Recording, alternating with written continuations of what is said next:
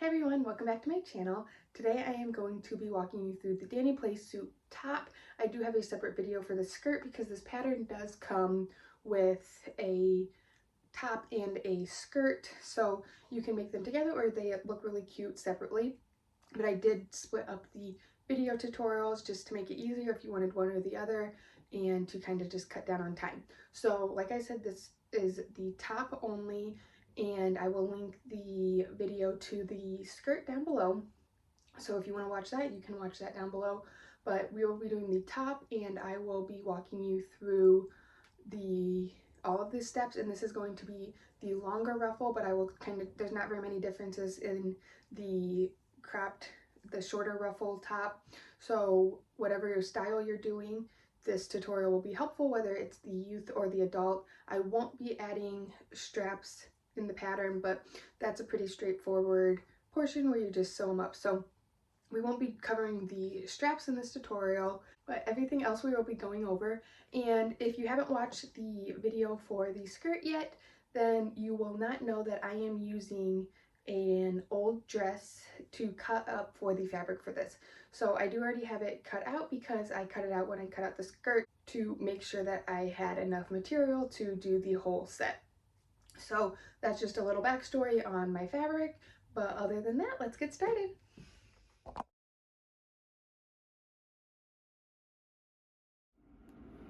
I already cut out my pieces because when I cut out that dress, I wanted to make sure I had enough for the top as well. So I just went ahead and cut that out when I cut out this skirt.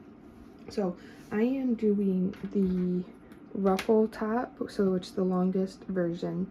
And for right now, I'm going to be doing the sleeveless style because I have these cute little tassels that were a tie on the neck of the dress that I cut up to use this, and I'm going to just add them and make it a halter, which is not really part of the pattern. You could very easily make it a halter if you wanted to, but I am just have my front and back pieces, which for the child are the same. For the adult, you'll have a different front piece than your back, and you'll cut that out based on your cup size, and then you will have your facing pieces, which is it. Besides, if you were doing straps, you'll have your strap pieces. So the first thing we're going to do is, I did this on my projector, so excuse me, I'm just going to pull this up, and we are going to transfer this dash line here onto our fabric. So I like to use, this is just a light gray, this is just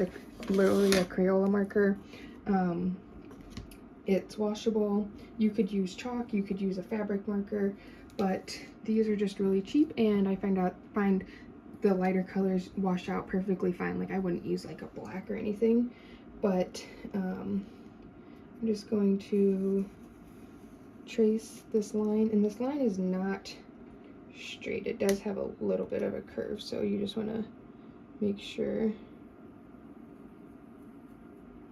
you get that. And this is going to be our elastic guide, which I have not cut out my elastic yet either, but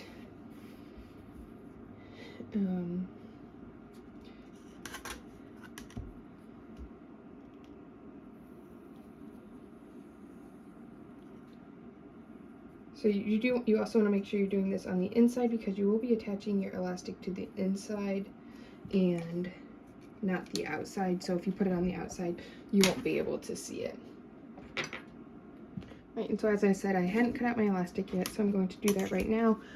This is just being projected from my computer, but this is on, I believe, page 10 of the tutorial, and I am doing the size 5, so you need half-inch elastic and a 1/4 inch elastic, which this is 3/8, so I'll need to get my 1/4 inch elastic.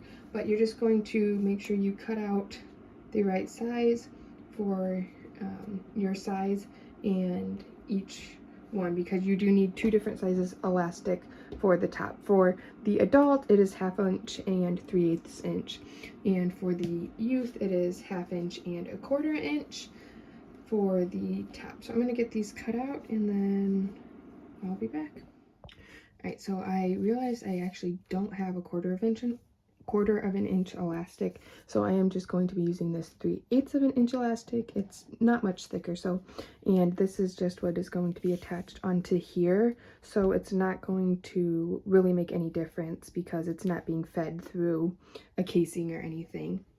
So that's that. But what we're going to do first is we're going to take our bodice pieces and line them up with right sides together, and we're going to sew up the sides of our bodice just straight up and down. And we're also going to, at the same time, we're going to go over and take our casing, and we're going to do the same thing, line those up with right sides together. And your casings, remember, they're not identical, so make sure you get them correct. Your sides are angled a little bit to match up that. But so we're going to sew up these short sides as well. So I'm going to go ahead and sew both of those up and be back. Once you have those both sewn up, the side seams is going to look like this. They're both going to be tubular.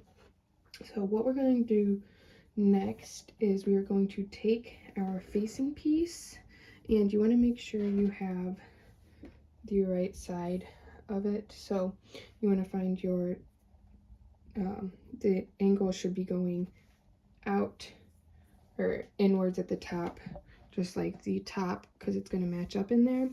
So we're going to finish this bottom edge of our facing here, and so I'm going to just serge around. You could zigzag it, or you also could just press it up and in, because this side is also going to be sewn down. So we're going to finish this edge, and then you're going to want to press it up. I believe it's, let me make sure, press it up 3/8 of an inch. So if you serge it, it's going to be barely just above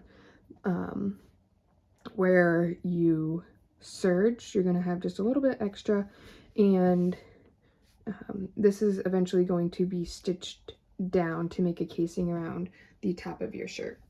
So we're going to go ahead and finish this, and we are also going to, this is where you will do your hem.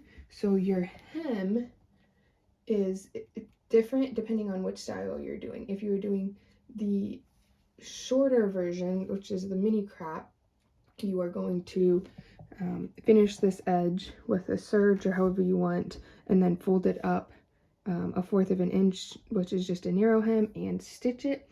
If you're doing the long length, which is what I am doing, you're going to finish the edge and then fold it up 1/2 an inch. I am actually going to just leave it as it is and do a rolled hem on it, because then it'll match what I did on my skirt. And since this is for my daughter, I want it to be a little bit more modest, so that's going to give me about 1/2 an inch more in length. So that's just another option that you could do if you wanted it to have a little bit more length, or like if you're doing the roll hem on your skirt, it'll pull it all together. So real quick, to recap, we're going to go finish this edge, and you want to press it up 3/8 of an inch. You could baste it in place, or use hem tape, or just kind of pin it down, which is what I'm going to do because I don't want to get my iron out, because I'm going to be lazy, if I'm being honest. And then we are going to hem in the correct way that we need to for the length of top we're making. All right, once you have hemmed it, you will have your nice finished bottom, however you chose to hem it. And I should say too, you could do the roll hem, and you could just cut off the hem allowance, so either that 1/2 inch or 1/4 of an inch, depending on your length, to make it the length as written in the pattern. But a 1/2 inch extra length isn't always a bad thing, especially when it's for little kids. But so I have my casing here that I finished the bottom on, and what we're going to do is we are going to take our bodice, and you're going to go with right sides together, line up your raw edges, and line up your side seams, and we're going to stitch this down here. So we're going to lay that out, and we're just going to go and stitch all the way around and add this onto the top of our bodice. Once you did that, it's going to look like this, and we are going to then take it and flip it inside. And here you could press this down, or you could also understitch it if you wanted. But what we're going to do is, these next couple steps are all kind of interchangeable, but what we're going to do is fold this down, and if you pressed it, this will be easy, but you're going to fold this up then, and you want to make sure your top seam is nice and flat, and pin this down all the way around. So what we're doing is making a casing for the elastic on the top of our shirt. So you want this edge to be nice and clean and hidden in there, and you want this to be nice and flat so that it's not pulling. So you're putting your 1/2 inch elastic in here, if that gives you a little idea of your sizing of your casing. But you're going to do that and pin it down all the way around, and then you're going to go with a straight stitch. So this needs to be done on a sewing machine. You're going to stitch this down about 1/8 of an inch up onto here, onto your facing piece, and you are going to leave about a 1 inch gap. So you're going to start here and go all the way around and end about 1 inch away, because we are going to need to feed elastic to it. So I'm going to do that, and I am also going to take my skinnier elastic, which should be 1/4 of an inch, but as I said, I'm doing 3/8 of an inch, and we are going to overlap it 1/4 of an inch and stitch this together to make a circle. So I'm going to go do both of those and be back. So once you have this stitched on, you'll have a little tunnel up here, and just make sure you have a hole, because we will feed our elastic in, but we are going to be doing that after we attach the elastic here, because this we're stretching and sewing at once, and it just makes it a little bit easier. So the first thing we're going to do to attach our elastic is find our halfway points, and you can do this when you're marking your line. I just forgot to do it because there's a halfway point marked on there already. So I'm just going to draw a little line at each of those seams. So this is going to give me 4 points that I can attach my elastic to, because each seam is also a point. So then I'm going to take my elastic and do the same thing. So this is 1 point I'm going to find here, and then I'm going to match up those points and mark here and mark here. So then what we are going to do is we're going to take our elastic and put it around our shirt, and we're going to match up our points of our elastic with the points of our skirt we made on that line. So I'm going to pin this in here at each point,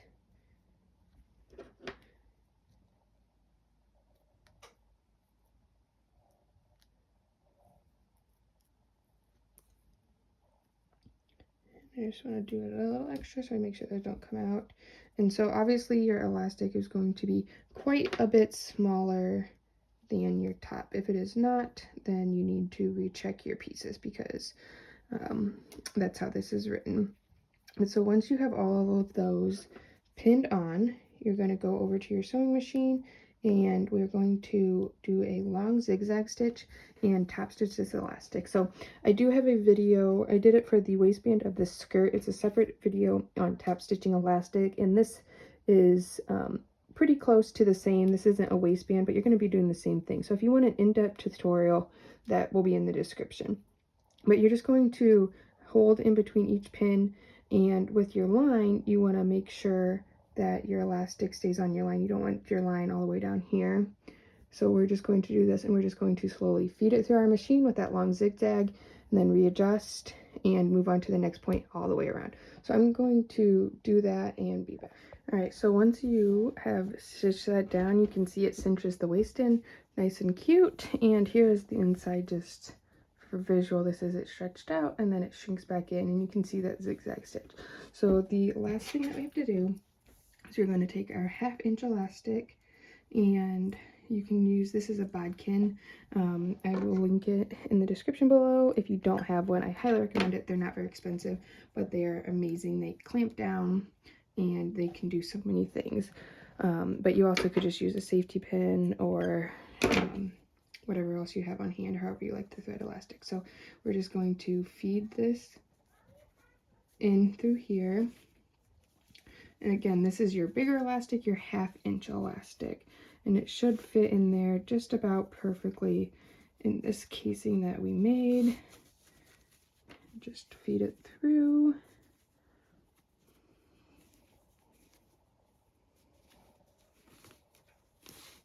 And you want to just kind of make sure that you're moving those ruffles down and that your elastic is not twisting as you pull it through. Just going to keep pulling, and we are through, and just kind of make sure it's not twisted. And then we're going to go over to our machine and take our ends of our elastic, and with about 1/4 inch overlap, stitch this down with a zigzag stitch, and then you're going to pull it through and come over to this here and close up this hole with just finishing off that straight stitch in that cap.